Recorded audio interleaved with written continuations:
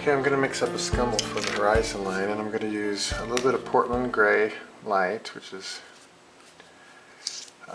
a 7 value gray, and you can see I've marked that with 7, and some zinc white.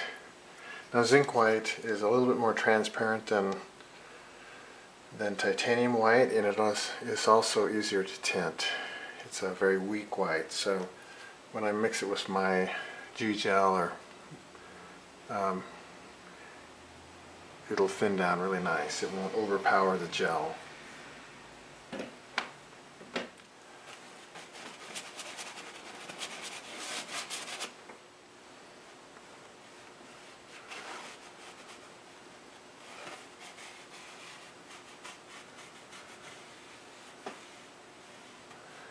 It's definitely cooling that, but is it cooling it too much? That's the question.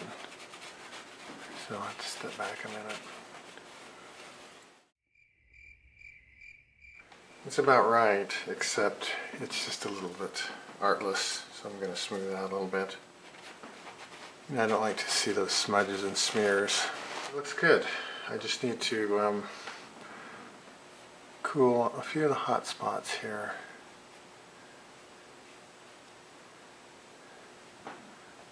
They're just a little too far away to be that hot, that warm, so we need to cool them down just a little bit. When you get your glaze or your scumble the right value, it'll go on real flat. So if it's not going on flat, just say, what do I need to do? Do I need to lower that value, or do I need to make it lighter? Add in a little zinc white or a little bit of gray. Now, one thing I noticed when I scumbled along the horizon there was the sky started to work. I was thinking maybe I'd lower the value on the sky by glazing a little bit of ultramarine blue up in the corner here, but I think once I've adjusted the edge there, soften that edge by lowering the value, I think the sky works quite a bit better. So I'm just going to leave the sky as is. So that pretty much wraps it up. I might go back in and break up an edge here or there with a little bit of dry brush. But the main thing to remember is, I might oil up a section, and then I'll take some transparent pigment and work into that, and that'll be a glaze.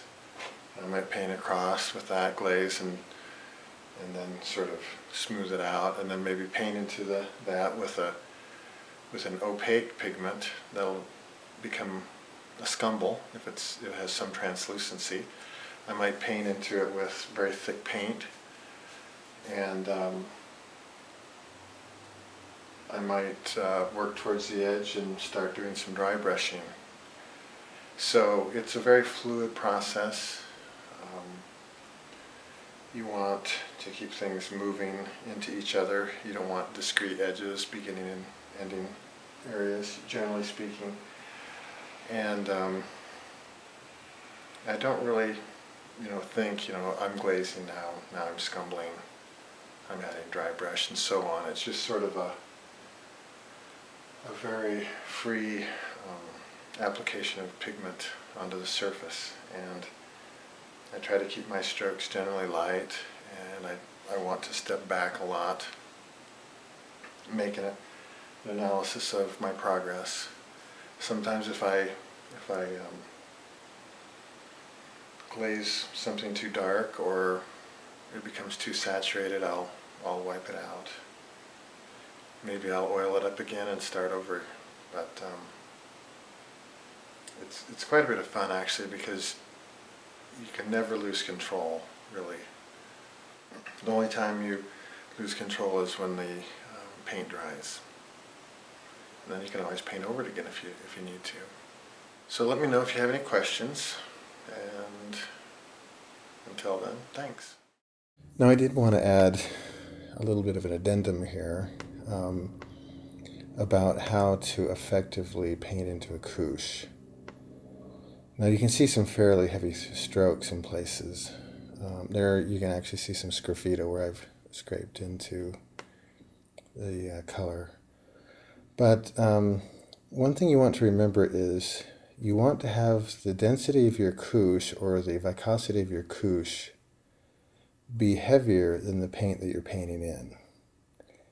If your paint is heavier that you're trying to paint into your couche, it's going to not drag off properly. So if you want to get nice thick strokes, you have to have a very thick, you have to oil up the canvas with very thick medium, and then paint in with paint that's just a little bit